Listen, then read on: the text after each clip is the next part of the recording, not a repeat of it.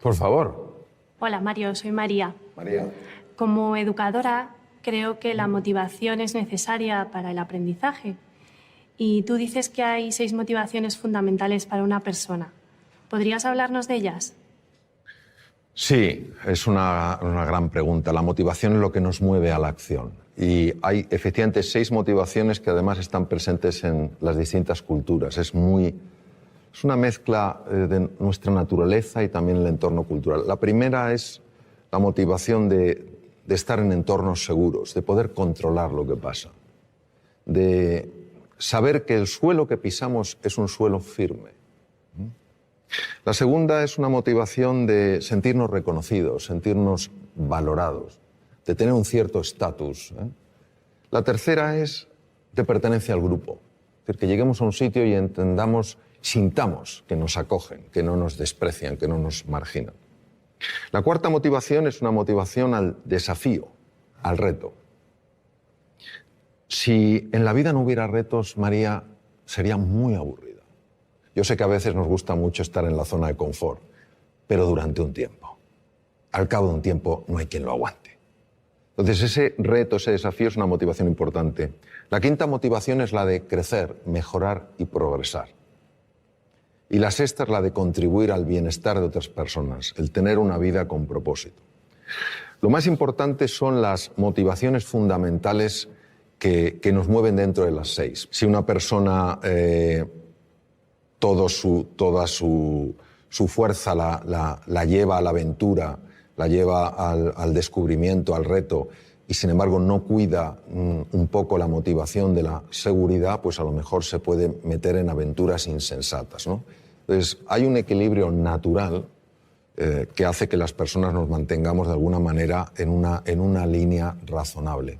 Cuando alguna de ellas toma una preponderancia o una significancia demasiado grande, es cuando podemos tener ciertos problemas. ¿Respondí, María? A ti. Hola, Mario, soy Lorenzo y soy maestro, y veo que hay jóvenes en la familia y en la escuela que todavía no han descubierto sus talentos, ni siquiera saben que tienen talentos. Entonces la pregunta es, ¿cómo podemos captar esos talentos y cómo podemos potenciarlos?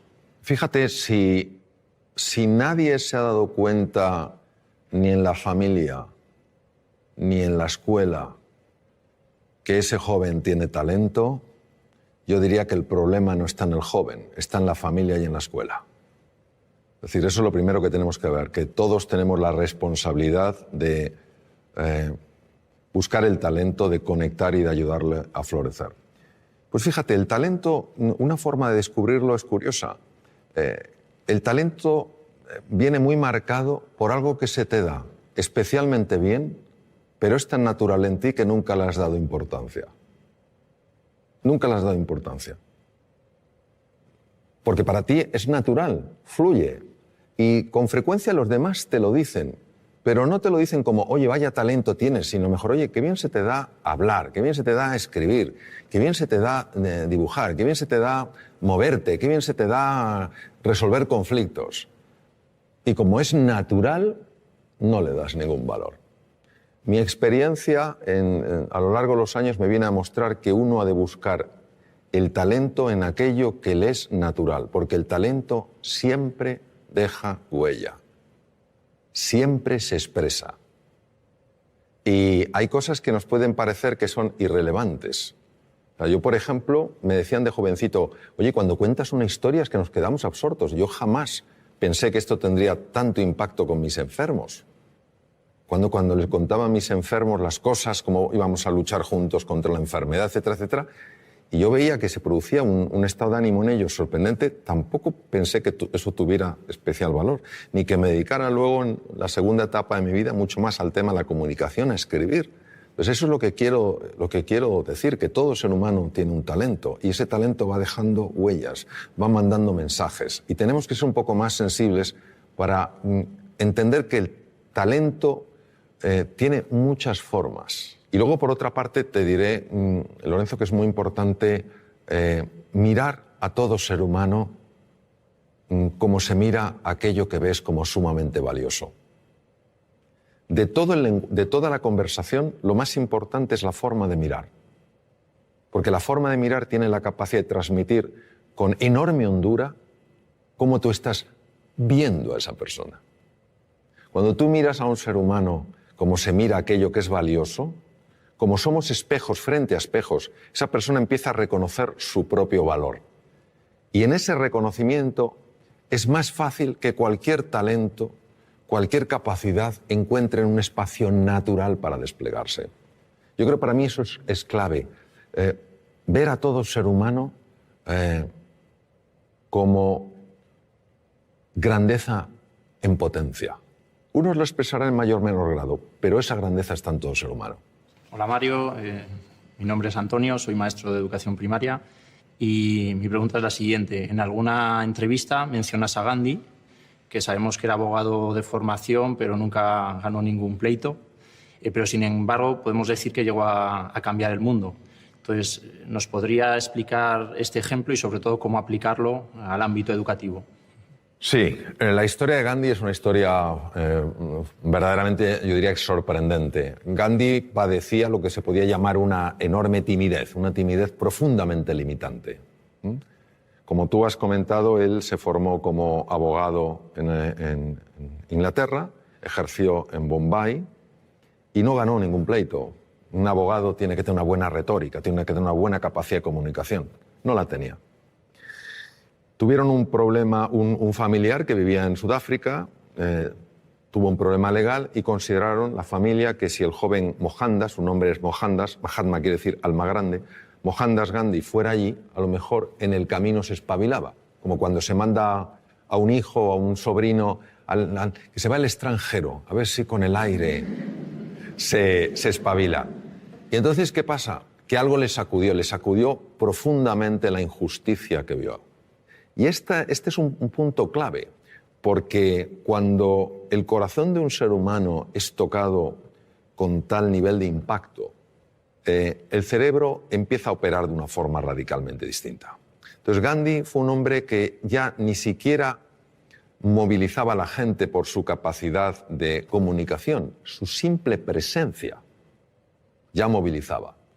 ¿Qué nos quiere decir esto? Nos quiere decir un poco pues lo que hemos estado hablando antes, que no cabe duda que el elemento genético cuenta, ¿cómo no va a contar? No es el definitivo. Marca una tendencia, pero no determina. Influye, pero no determina. ¿Qué ocurre? Que para que uno dé la vuelta a esa tendencia tiene que tener una fuerza, una motivación. Antes preguntaba María por la motivación. Una motivación lo suficientemente potente para que el cerebro empiece a trabajar de una manera radicalmente distinta. Es lo que te diría. Por eso nunca hay que dar a nadie por perdido. Imaginemos que hubieran dicho, este Mohandas, que no sabe ni siquiera hablar en un juicio. El ser humano siempre nos va a sorprender. Es lo que te diría yo. Y enhorabuena por tu profesión porque es preciosa. Y a la edad en la que tú intervienes, el impacto es impresionante. Impresionante. Mi nombre es Pablo y te quería preguntar ¿cuál es para ti la clave de la educación? Querer a los niños. Para mí la clave de todo en la vida es querer. Querer a las personas con las que estás, quererte a ti, querer a la vida, querer a la naturaleza, querer el progreso, querer el bienestar, es querer. Porque si tú quieres, vamos a suponer que estamos hablando de educación infantil, si tú quieres a un niño, harás todo lo que esté en tu mano para ayudarle a salir adelante. Si tú quieres a un enfermo y le quieres de verdad y no sabes hacer una operación quirúrgica determinada, buscarás a una persona que la haga mejor que tú. Es querer. Donde el ser humano entiendo que tiene un desafío es en el querer, pero en el querer de verdad a la otra persona. Querer que salga adelante, querer que florezca, querer que sea plenamente feliz. Y cuando esto se ha aplicado en entornos como la medicina, los enfermos están más sanos. Cuando se aplica en la empresa, la gente es más feliz. Cuando se aplica en la universidad, se aplica en el colegio, se aplica en la escuela, los niños tienen mejores resultados. Para mí esa es la clave. Querer y, si me dijeras, y otra, creer. Creer. Y es fundamental que entendamos que creer, la fe, no es un acto del entendimiento, es un acto de la voluntad. O sea, si fuera el entendimiento, ¿para qué necesito la...? Si lo veo, pero elijo eso. Elijo tratar a las personas como si todas tuvieran potencial, aunque no lo hayan expresado. Y eso se transmite con la mirada, se transmite con el gesto, se transmite con la respuesta que tenemos ante el error, la respuesta que tenemos ante el acierto, el acompañamiento que llevamos a cabo. Creo que a veces complicamos mucho las cosas. Creo que lo verdaderamente valioso es tremendamente sencillo. Y yo creo que son cuatro principios que, si se aplican, querer a las personas, creer en ellas, valorarlas y potenciarlas. Si hacemos eso, a mí personalmente me parece que todo funciona. Si no les queremos, no creemos en ellos, no les valoramos y no les potenciamos, pues yo creo que tenemos otra historia. Yo soy padre de 2 hijos, cada uno diferente. El cociente intelectual solo influye en un 8% aproximadamente del éxito en la vida. ¿Qué es el otro 92%? ¿Cómo conseguimos el otro 92%? Bueno, vamos a ver, Juan.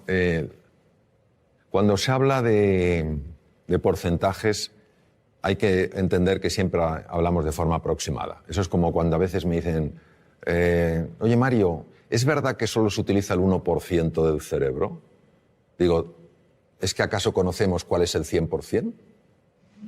Si no conocemos cuál es el 100%, no podemos saber lo que es 1%. Pero hay muchos estudios que avalan lo que tú has dicho. Es decir, el test de cociente intelectual, que se llama corrientemente de coeficiente intelectual, lo correcto es de cociente intelectual, fue creado en 1912. Y se convirtió en aquella época, fíjate, cambió por completo la orientación que le dio el descubridor. El descubridor, el creador, quería dar una orientación para que cuando se vieran cocientes intelectuales que no correspondían a la edad, es decir, cuando la edad mental y la edad biológica no correspondían, que a esos niños se les tratara con especial afecto, con especial cariño y se pusiera a especial disposición para que subiera. Pero fue interpretado o fue utilizado como sistema de cribaje. Listos y el resto. Listos y el resto. Uno de mis maestros, el profesor Howard Gardner, dedicó montones de años de su vida a estudiar la inteligencia y se dio cuenta de que ni siquiera podemos hablar de una inteligencia. Es la teoría de las inteligencias múltiples. Y hay 2 inteligencias, que son la intrapersonal, que es la capacidad de reconocer tus estados emocionales y de poderlos modificar de forma positiva. Y la interpersonal, que es la capacidad de entender qué pasa en la otra persona y relacionarte con lo que pasa en la otra persona, que son absolutamente claves en el éxito en la vida. Una persona que no sepa gobernar sus estados de ánimo, que un día se levante sin ganas de hacer nada y ese estado de ánimo no lo pueda alterar, o que un día tenga ira y no sepa canalizar de una manera positiva y adecuada esa ira, o tenga miedo y no pueda superar su miedo, es difícil que progrese en la vida. Una persona que no sepa entender a los demás, que no sepa resolver conflictos, pues es difícil que progrese en la vida. Pues estas 2 inteligencias no existen en el test de cociente intelectual, como no existen otras. La inteligencia musical, la inteligencia kinestésica, la naturista, la espiritual, no están. Entonces, ¿qué ocurre? Que vista la relación que hay entre éxito en la vida, en un sentido amplio, a lo mejor hay que redefinir lo que es el éxito, y cociente intelectual, se ve que efectivamente un porcentaje enorme de personas que han tenido éxito, ese éxito no es atribuible a su test de cociente intelectual.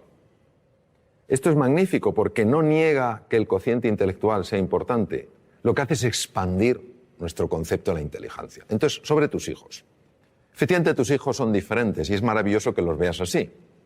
Porque si no los vieras diferentes, si los vieras como tú, es que a lo mejor estás proyectando en ellos tu propia forma de ser, ¿no? Habrá uno de tus hijos, tal vez, tenga un tipo de inteligencia. el otro tendrá otra. Lo que es importante es que siempre, cuando estén contigo, sientan que son inteligentes. Hemos caído en el tremendo error, y una persona de la que yo aprendí mucho, Sir Ken Robinson, lo marca mucho, como de hacer que solo un tipo de persona es la adecuada, ¿no?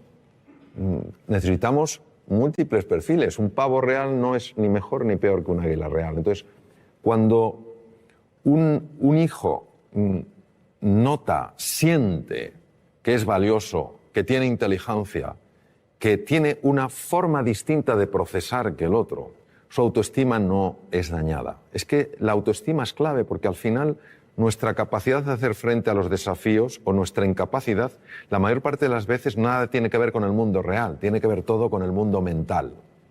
Te voy a poner un ejemplo. En el Reino Unido se hizo un estudio fascinante. Se hicieron dos grupos, se buscaron dos grupos de estudiantes homogéneos en cuanto a edades, aproximadamente con el mismo background cultural, pero con dos diferencias. Una de ellas era que uno de los grupos eran teóricamente chicos bastante más inteligentes que el resto según el test de cociente intelectual. Pero estos que eran más inteligentes objetivamente de acuerdo al test de cociente intelectual pensaban que la inteligencia era algo fijo, que no se podía expandir.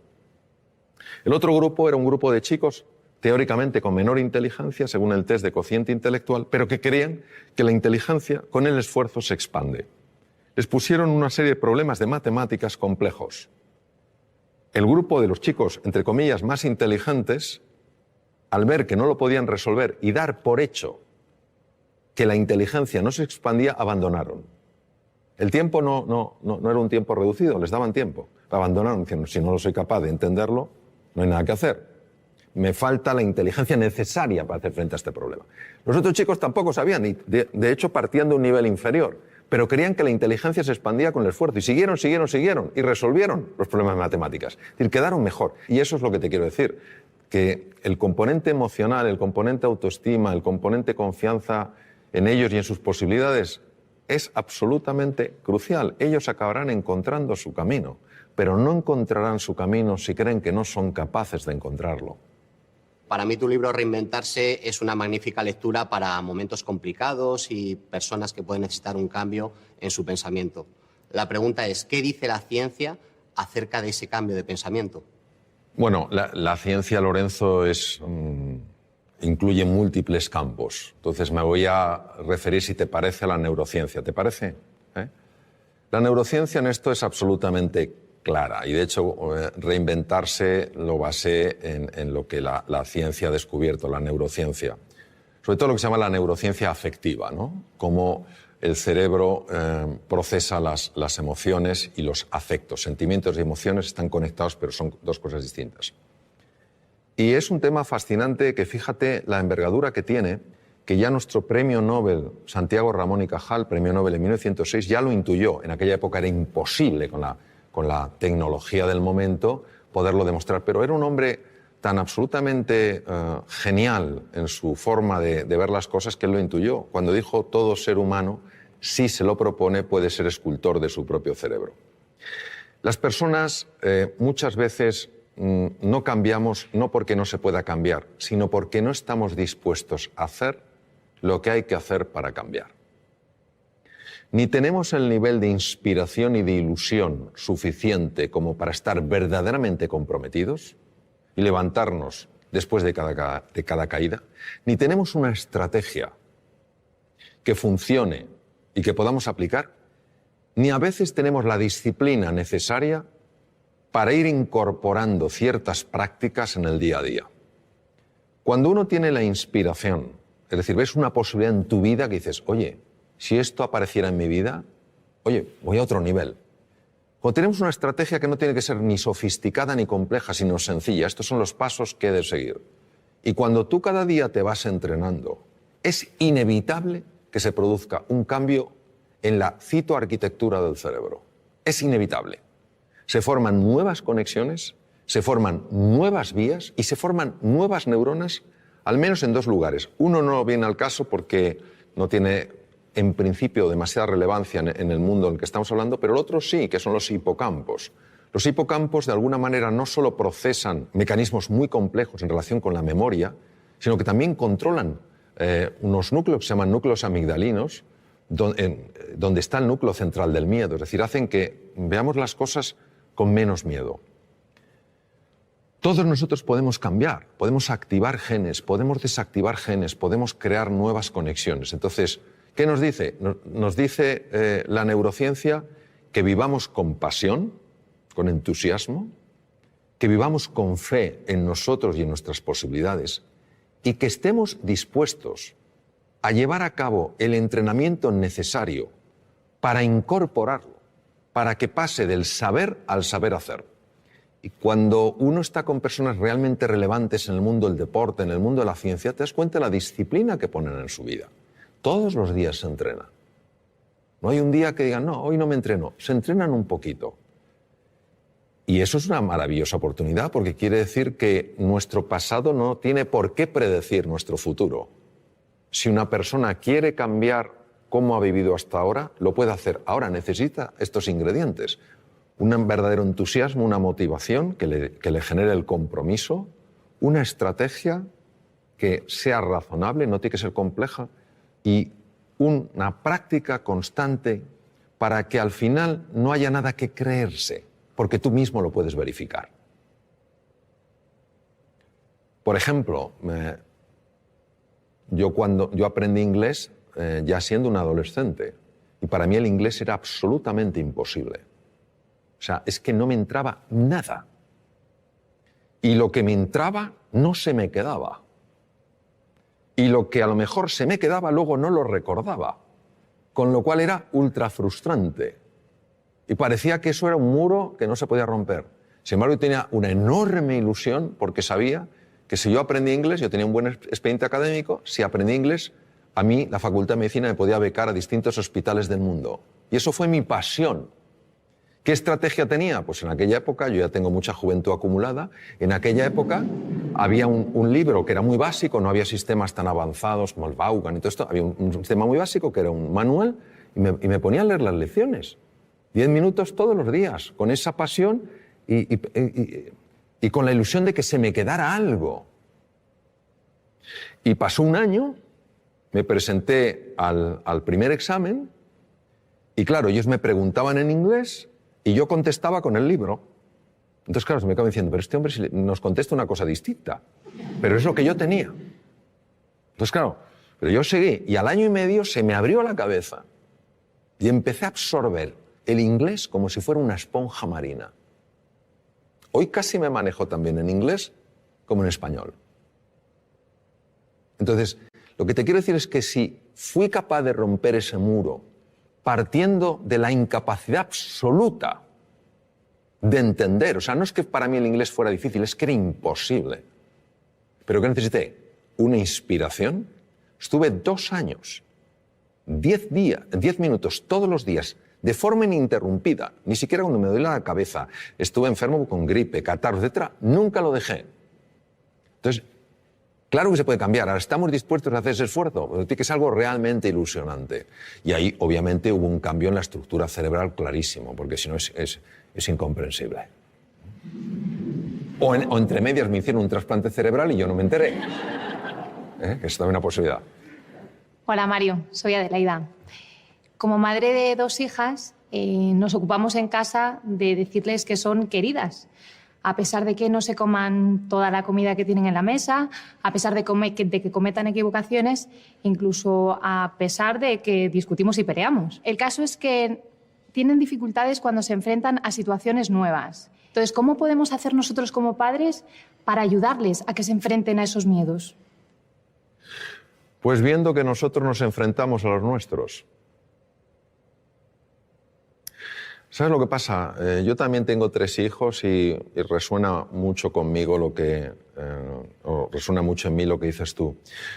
Es difícil que los hijos aprendan valentía de los padres, porque les queremos tanto que nuestro miedo a que les pase algo, nuestro miedo a que sufran, nuestro miedo a que lo pasen mal, hace que muchas veces tomemos una actitud hiperprotectora.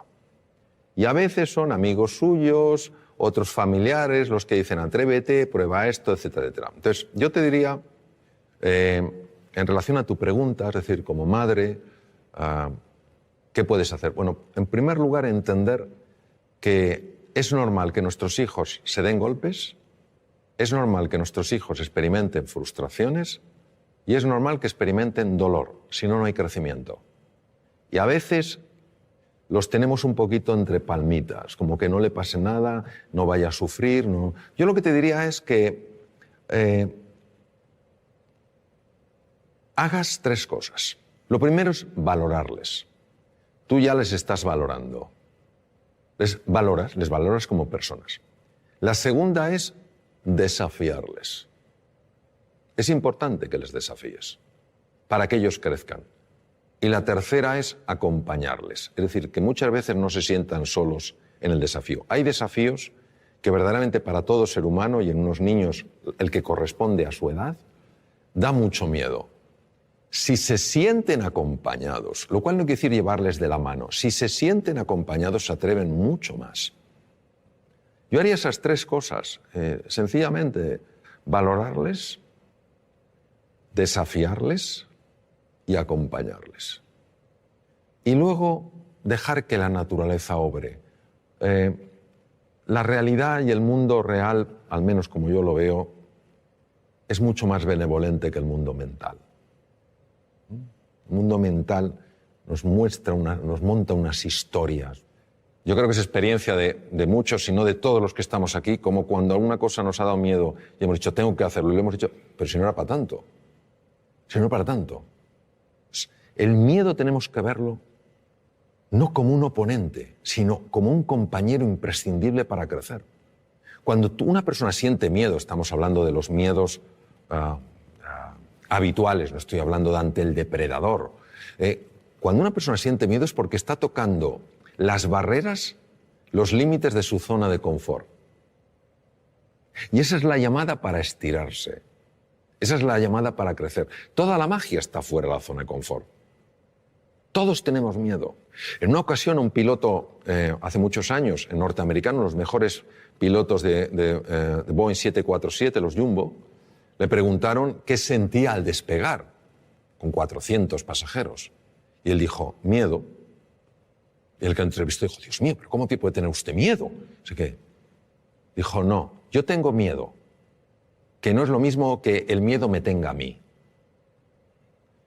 Cuando yo tengo miedo, tengo un nivel de atención, un nivel de alerta, un nivel de eficiencia que no tendría si para mí fuera algo banal. Estaría mucho más despistado. Ahí estoy atento.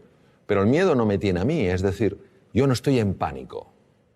Es completamente diferente. Entonces ese puntito tenemos que verlo. Luego que vean en ti también, como yo procuro, con mis errores, por supuesto, que vean en mí que hay una coherencia entre lo que decimos y lo que hacemos. Porque al final nuestros hijos no van a hacer lo que les digamos, van a hacer lo que vean. Hola Mario, mi nombre es Fernando y soy director pedagógico en un colegio. Mi pregunta está relacionada con el micromundo que es siempre un aula. ¿Por qué es tan importante el estado de ánimo de alumnos y profesores en el proceso de aprendizaje y qué estrategias podemos utilizar para conseguir que ese estado de ánimo sea el óptimo? Me gusta especialmente de tu pregunta que incluyas tanto alumnos como profesores, porque creo que es importantísimo valorar el estado de ánimo del profesor. Un sistema educativo que no valora el estado de ánimo del profesor, creo que se equivoca profundamente. El profesor es el elemento más importante del sistema educativo. No es la tecnología, no es el aspecto de las aulas, ni el tamaño de los campos deportivos. Es el profesor. Y si un profesor ha perdido el ánimo, ánimo es alma, se ha desanimado, es importante ayudar a esa persona a que recupere el ánimo porque, primero, es una profesión importantísima. Segundo, porque lo necesita para estar bien y lo necesita para enseñar bien. E igual pasa con el alumno. Si un alumno ha perdido el ánimo, es muy difícil que pueda captar nada. ¿Por qué es tan importante? Nosotros somos hijos de Descartes. Y Descartes, filósofo del siglo XVII, padre de la filosofía racionalista, obviamente fue un hombre muy brillante. Sin embargo, dijo algo que penetró mucho en el inconsciente colectivo y vivimos de acuerdo a aquello. Él hablaba de que había procesos mentales, res cogitans, y elementos físicos corporales, res extensa, y que no se comunicaban prácticamente. Esto nos ha llevado a pensar que el aprendizaje, el conocimiento, pues es una cosa fundamentalmente intelectual, cognitiva, y el elemento emocional era un tema de pasada. Si estabas a gusto, bien, pero tampoco afectaba. Uno de mis maestros, Antonio Damasio, escribió un libro precioso con un gran componente científico, se llama El error de Descartes, donde claramente muestra que si tú aboles, dañas la parte emocional, inevitablemente estás perturbando y dañando seriamente la parte cognitiva. Cuando se estudia la neurociencia afectiva, se ve que una persona, por ejemplo, que haya perdido el ánimo, que esté desilusionada, que esté desesperanzada, que se sienta impotente, no tiene el mismo riego cerebral que una persona que se sienta con ilusión, que se sienta con ánimo y se sienta con ganas. Las zonas más anteriores del cerebro, lo que se llaman áreas prefrontales, que son esenciales en el mantenimiento de la atención, en la memoria, en el aprendizaje y en la creatividad, son muy dependientes del estado emocional. Por eso una persona entusiasmada, con un proyecto, ilusionada, que se siente a gusto, acompañada de gente que cree en ella, etcétera, etcétera, es una persona mucho más inteligente, mucho más creativa y mucho más emprendedora. La misma persona, si le cae el ánimo, si se siente incapaz, etcétera, no importa si es capaz o no, no ejercitará esas capacidades porque las tiene abolidas. Pues el cuidado del ánimo, del estado de ánimo, en alumnos y profesores es clave. Entonces a veces nos embelesa la tecnología. Y está muy bien la tecnología. El elemento esencial siempre será el profesor y su relación con el alumno. Siempre, afortunadamente, será un elemento humano. Esto será insustituible. Entonces, por eso me parece clave. Cuando uno sabe que esto es importante, lo puede cuidar. Entonces, ¿qué se puede hacer? Lo que se puede hacer es, sencillamente, crear un espacio de verdadera escucha donde las personas, sin ningún tipo de miedo, puedan transmitir lo que sienten y lo que necesitan, y no tener que ocultárselo. Y si un profesor dice, he perdido el ánimo, es importante creer en esa persona, valorarla, desafiarla y acompañarla a que lo recupere. Si ni siquiera esa persona transmite que ha perdido el ánimo, porque no siente que hay un espacio dispuesto a escuchar eso, ¿cómo la vamos a ayudar? Si un alumno en un momento determinado se siente desanimado, qué importante es que pueda transmitírselo a un profesor para que le ayude. Tenemos un concepto absolutamente obsoleto de lo que es la inteligencia, lo que es la creatividad. Creemos que son capacidades fijas. El propio Daniel Goleman hizo un estudio en un barrio de Boston. Yo ejercí como cirujano en Boston. Un barrio que se llama Roxbury, que es un barrio muy complicado. Niños con cocientes intelectuales muy bajos. Empezó a ilusionarles, empezó a motivarles, empezó a hacerles creer en sí mismos y en sus posibilidades.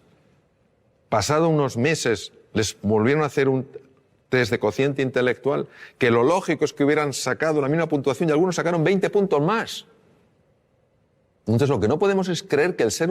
Qué bien lo decía Ortega y Gasset. Decía, el ser humano no es un participio, sino un gerundio. No estamos hechos del todo, sino que nos vamos haciendo. La inteligencia se va haciendo, la creatividad se va haciendo, todo se va haciendo. Y la conexión es el ánimo que tienes, la ilusión. Pues curiosamente esto, a pesar de toda la investigación que hay que lo refuerza, sigue siendo en muchos medios una rareza. Es como una conversación que no se tiene. Parece que estamos en el siglo XVII. Que hemos avanzado mucho tecnológicamente, pero no tenemos el tipo de conversación que a lo mejor podríamos tener para tocar temas de esta envergadura. Y no hay nadie que no tenga momentos con el ánimo caído y necesite que alguien le ayude a levantarlo. Si lo podemos expresar con confianza, si podemos abrir nuestra vulnerabilidad sin sentirnos en peligro, es que todos ganamos. Eso es lo que yo te diría. Hola, Mario. Me gustaría que nos contaras algunas técnicas, consejos o pautas que transmitir a nuestros hijos cuando se ponen nerviosos ante un examen? Esa situación de estrés, de nervios que vivimos, ¿cómo manejarla? El estrés es un campo muy amplio y de gran calado. Entonces, yo lo que te diría es que la razón por la que nos ponemos nerviosos la mayor parte de las veces no es por el hecho en sí, sino por la historia que nos estamos contando acerca del hecho. Es decir, hay un examen y esto obviamente es una prueba. Vamos a ver, si no tienes ni idea del contenido, es normal que estés nervioso.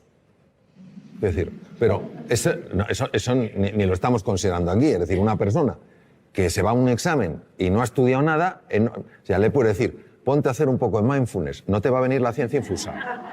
No te va a venir la ciencia infusa. O sea, no te va a venir la ciencia infusa. Entonces, estamos hablando de una persona que por lo menos ha hecho un esfuerzo, tiene un cierto conocimiento del contenido y lo que quiere es expresarlo bien. ¿Por qué se pone especialmente nerviosa esa persona? Por lo que se está contando a sí misma.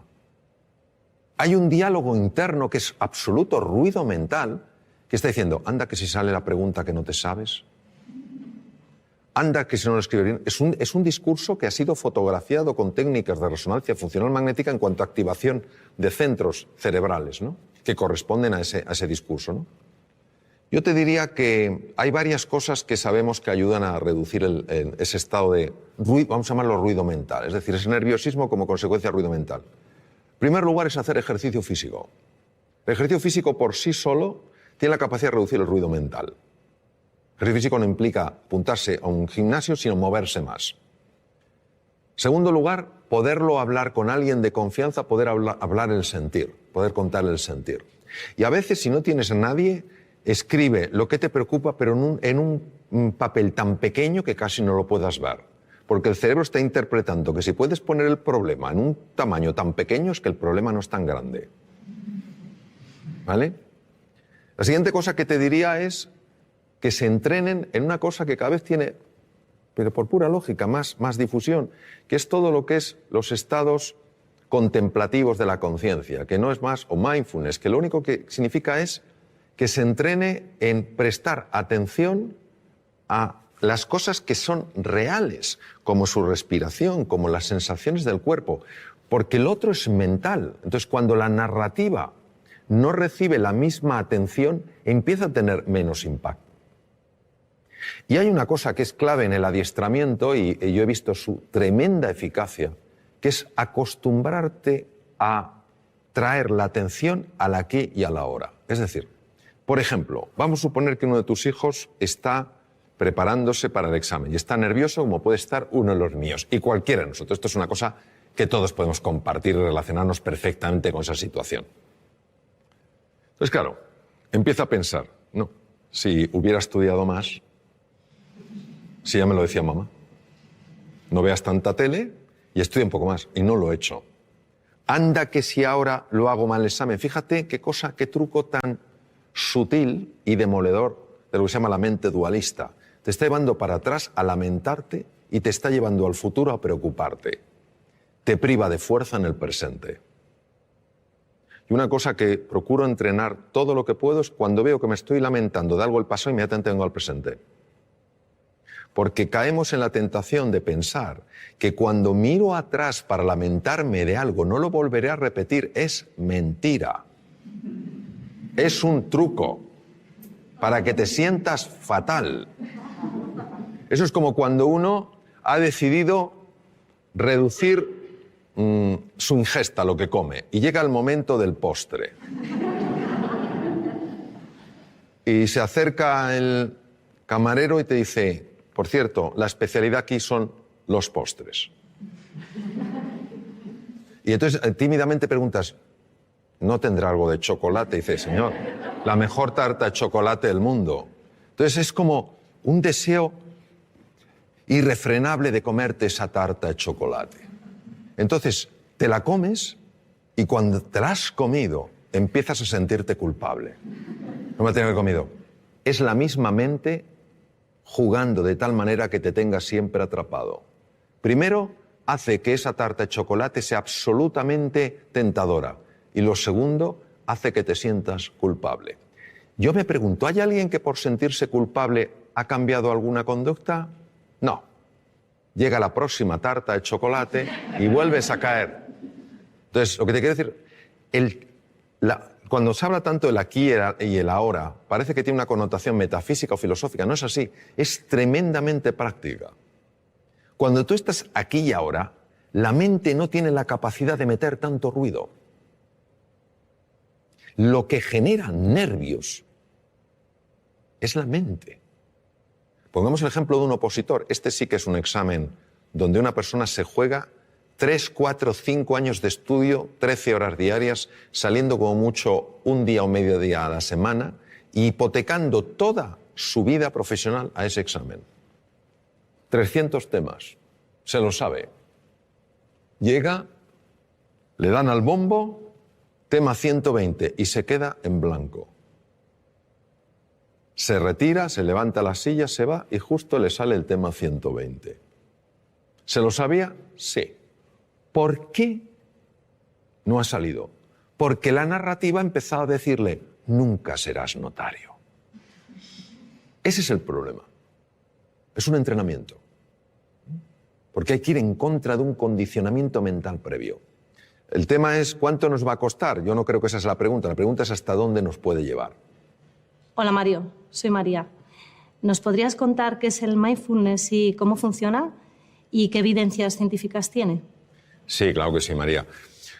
Lo que pasa es que lo voy a contar de una manera muy visual, porque yo creo que lo vamos a ver mejor. Vamos a suponer que tú y yo estamos dando un paseo, entramos en un parque y vemos un lago, no muy grande, pero un lago. Entonces nos asomamos a ver qué hay en el fondo del lago y si el lago es profundo o no lo es. Pero no podemos ver el fondo. ¿Por qué no lo vemos, María?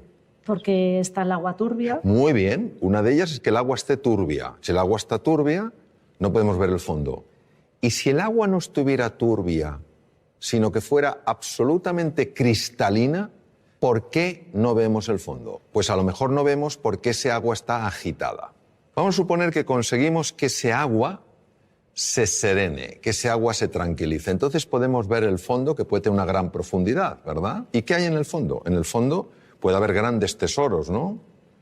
Me permito recordar que algunos de los mejores tratamientos oncológicos que hay en la actualidad se han obtenido de esponjas marinas. Hay grandes tesoros, grandes oportunidades y también podemos ver cosas pues que no tendrían que estar ahí. Plásticos, basura en el fondo del mar que está haciendo daño a la naturaleza, ¿correcto? Eso es lo que hace el mindfulness. Nuestra mente está agitada y como está agitada no vemos nuestro potencial ni tampoco vemos aquello que nos está lastrando. Cuando conseguimos que ese agua, esa mente se serene, empezamos a ver cosas en nosotros y a experimentar sensaciones y a experimentar realmente descubrimientos, revelaciones en el sentido de cosas que estaban veladas y se ven, que tienen un poder transformador en la vida. Y también empiezas a ver aquellas cosas que no habías visto de ti y que realmente te están haciendo la vida difícil. Y a veces, para poder limpiar un poco el agua, hay que descubrir dónde está la suciedad. Esto es lo que permite el mindfulness. El mindfulness es un ejercicio puro de la atención para serenar esa mente que por razones que todavía no conocemos está agitada. Y como está agitada, no podemos reconectar con nuestro potencial oculto, ni sabemos por qué tantas cosas que son pequeñas nos alteran de una manera tan grande. El mindfulness ya está descrito en la literatura india desde el Bhagavad Gita de hace 3.500 años, cuando Krishna le dice al príncipe Arjuna, la mente es difícil de manejar como el viento, y cuando cerca del Nepal el príncipe Gautama Siddhartha, Sakyamuni Buda, el primer despierto según el lenguaje sánscrito, descubre que el dolor es parte de la vida, pero el sufrimiento lo genera este movimiento en la mente. Y que la forma de combatir ese sufrimiento es estabilizar la atención, alejándola de esa narrativa, de esa rumiación constante, de ese ruido que nos impide reconectar con lo que somos. La evidencia científica, pues mira, la evidencia científica es aplastante. Aplastante tanto en la neurociencia contemplativa, que es la que se dedica a estudiar el efecto en el cerebro de los estados meditativos, como en la fisiología cardíaca, en la endocrinología, en la neurología. Es que, fíjate, detrás de muchísimas enfermedades, por no decir de todas, hay un factor que puede pesar más o menos y que es la ansiedad. La ansiedad es generada por el ruido mental.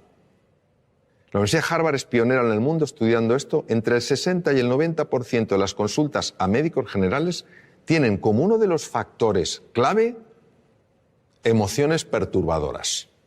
Vivir en la ansiedad, vivir en la desesperanza, todas estas cosas. Entonces, eso es lo que hace el mindfulness. A nivel de cerebro, pues por ejemplo, a nivel de cerebro unas cosas que hace es reducir el volumen de la amígdala.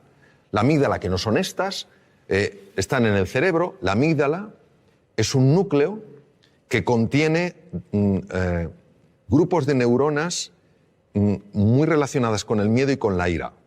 Se ha podido observar con resonancia funcional magnética, que es una técnica de imagen para ver las partes más activas, una reducción en el volumen de la amígdala. Es decir, una persona que practica este ejercicio de atención plena es menos propensa a vivir en miedo y en ira. Imaginemos lo que es esto para la humanidad. En segundo lugar, se ha visto un aumento del tamaño de la corteza prefrontal del lado izquierdo, que es muy importante, por ejemplo, porque tiene un enorme impacto en el sistema de defensa del cuerpo, el sistema inmune. Otra cosa que se ha visto es que un sistema que se llama sistema red neuronal por defecto, que es la que hace que estemos distraídos, empieza a amortiguarse y otra red, que se llama red ejecutiva central, es mucho más activa, es decir, favorece que te des más cuenta de lo que pasa. Esto es importante, por ejemplo, para reducir la incidencia de accidentes. Se ha observado, por ejemplo, cambios en el sistema de defensa, en el sistema inmune. Gente que ha practicado mindfulness sin tener experiencia previa en absoluto, durante 5 días a la semana, a lo largo de 2 meses, 20 minutos cada día, han tenido aumentos entre el 12 y el 20% del sistema inmune. Alguien dirá, pues eso no es mucho. Ah, que te suban el sueldo un 12, un 20%. Mirad lo contento que te pones. Claro, una subida de un 12%, un 20% del sistema inmune es que no te cojas una gripe, o no te cojas un catarro, o si estás lidiando con un tumor, que tu cuerpo sea mucho más agresivo. Mejoras en el tubo digestivo. Te voy a contar una cosa que es alucinante. A mí me lo parece.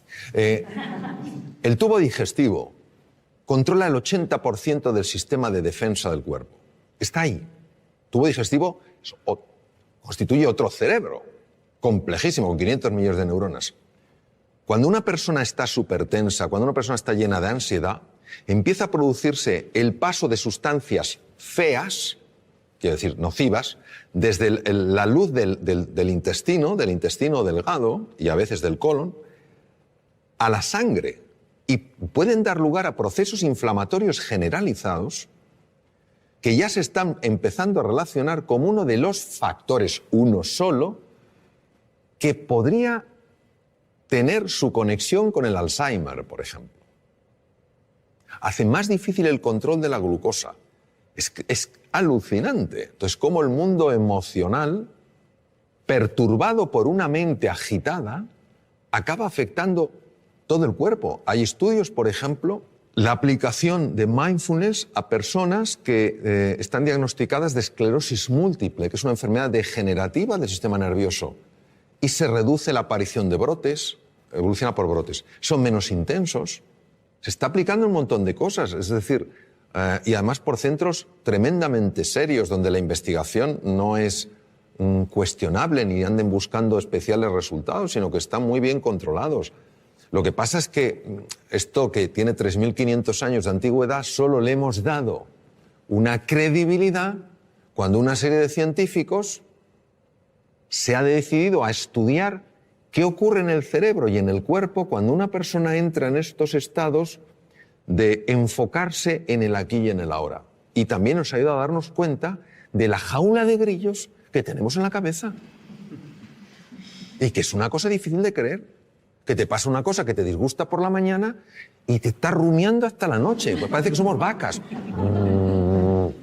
Y que el simple hecho de parar eso hace que el organismo, que tiene una capacidad natural de recuperación, pueda recuperarse. No hay nada mágico aquí. Bueno, sí hay mágico. Que la vida es mágica. Eso es lo que hay de mágico.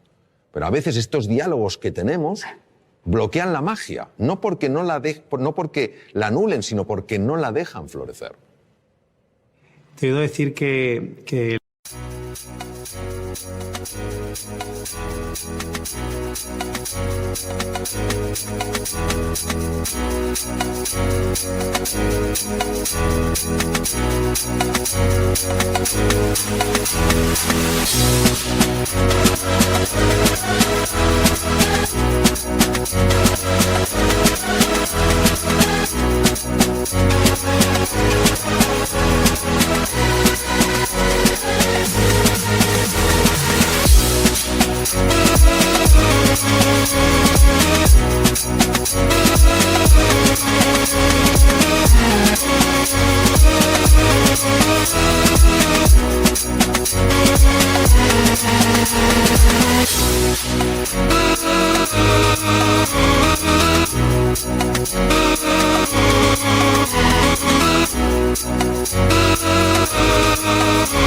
la mayoría de los seres humanos se mueren con la música dentro sin haberla oído sonar.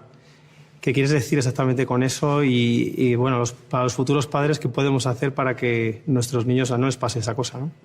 Recuerdo una cosa que leí de Víctor Hugo que me impresionó mucho, ¿no? Víctor Hugo decía, el problema nuestro no es que nos vamos a morir, es que no sabemos cómo vivir. Y había un filósofo danés, Søren Kierkegaard, que decía, la vida solo se puede vivir mirando hacia adelante, solo se puede entender mirando hacia detrás. En los momentos donde ya esta existencia nuestra se acaba y una persona mira hacia atrás, y lo sabemos sobre todo por los escritos de Elisabeth Kubler-Ross, que estuvo con muchas personas en esa situación, uno se da cuenta de la cantidad de cosas que podía haber hecho y no hizo. Cuando yo hablo de la música, yo creo que todo ser humano tiene música.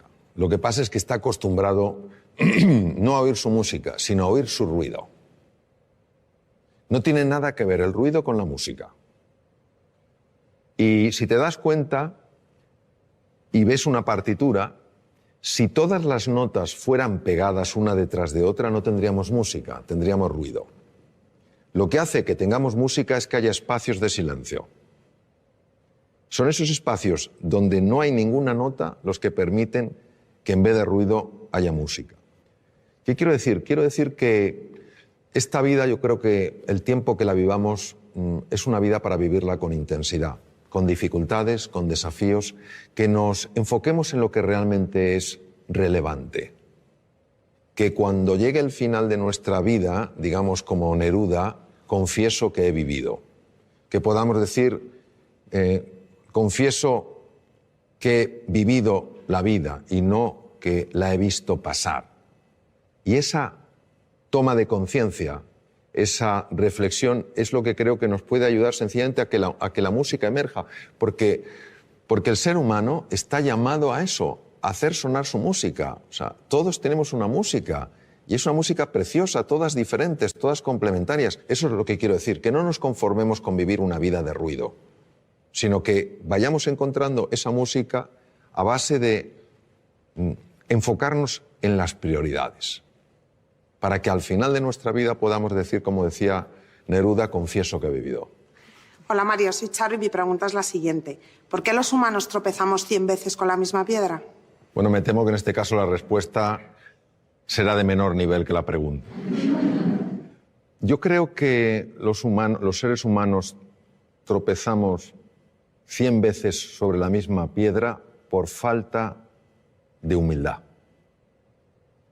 La humildad es para mí la virtud más grande que existe porque es para una persona probablemente la más difícil de vivir plenamente, que no es la modestia, no es ser una persona así apocada, es la humildad de corazón. Cuando una persona es realmente humilde, y no lo digo por mí porque desafortunadamente no lo soy, pero sí por personas con las que he estado, grandísimos seres humanos con una humildad aplastante, son personas que tienen mentalidad de principiante. Es decir, puede ser un premio Nobel y te está escuchando como si fuera un alumno tuyo. Pero ¿yo qué le puedo enseñar a este hombre? Pero está plenamente ahí. Cuando comete un error, lo que más le interesa no es buscar culpables ni en él, ni en ella, ni en los demás, sino averiguar qué es lo que ha pasado. Es una mentalidad mucho más científica, interesada, curiosa, que una mentalidad enjuiciadora. Porque creo que cuando una persona es humilde y tropieza con una piedra, está dispuesta a reconocer que ha tropezado con una piedra y no a intentar ocultarse ante sí misma o ante los demás qué ha sucedido. Porque creo que cuando una persona es humilde y tropieza con una piedra, se deja asesorar, pregunta, escucha, pide ayuda y se deja ayudar. Creo que nuestra soberbia nos mata, literalmente. No queremos aceptar las cosas como son. Queremos que sean a nuestra medida. Queremos que la vida se pliegue a nuestros deseos. Por eso no fluimos con la vida.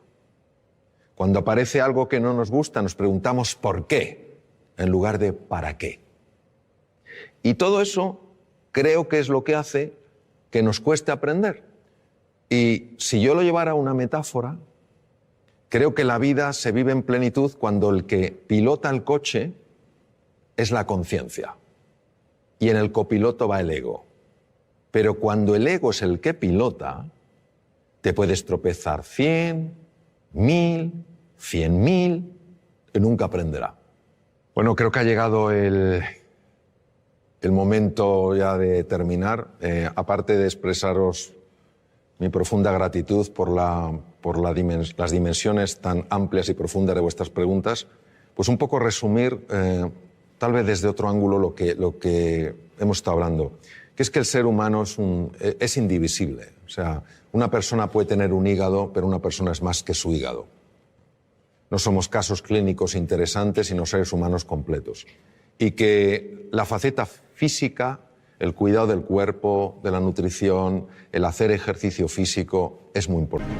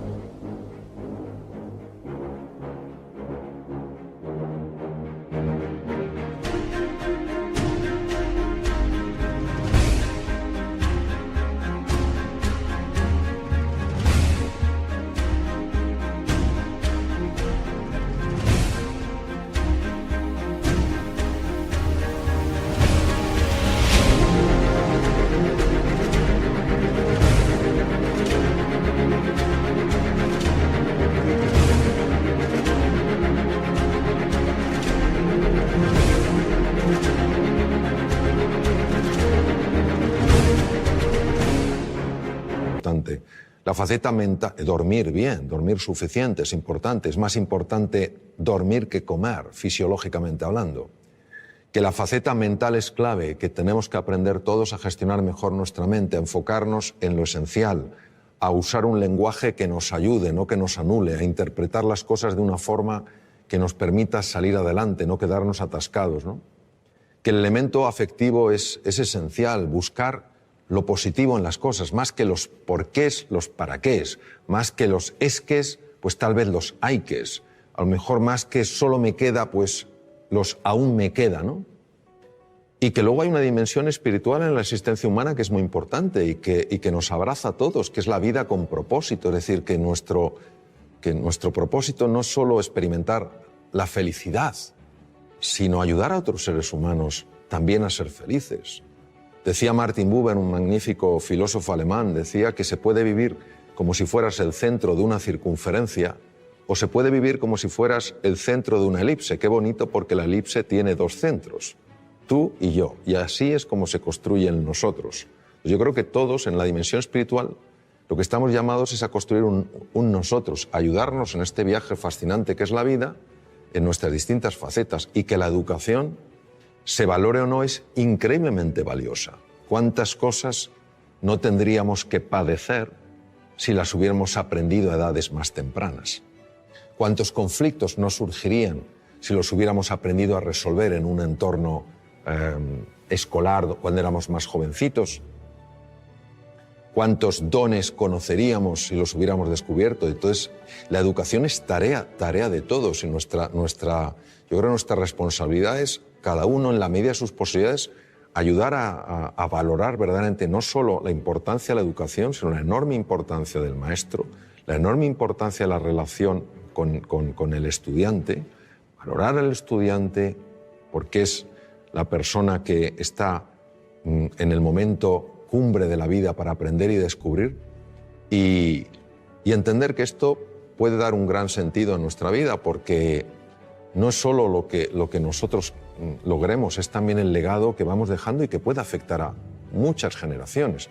Tú cambias un sistema educativo, lo mejoras y eso puede tener un impacto como cuando tiras una piedrecita en un estanque y las ondas se extienden por todas partes. Pues eso, os animo a que cada uno, donde esté, como pueda, en la manera en que vea, viva de acuerdo a unos principios que en el fondo lo único que buscan es darle al ser humano su verdadera dignidad y su grandeza. Gracias.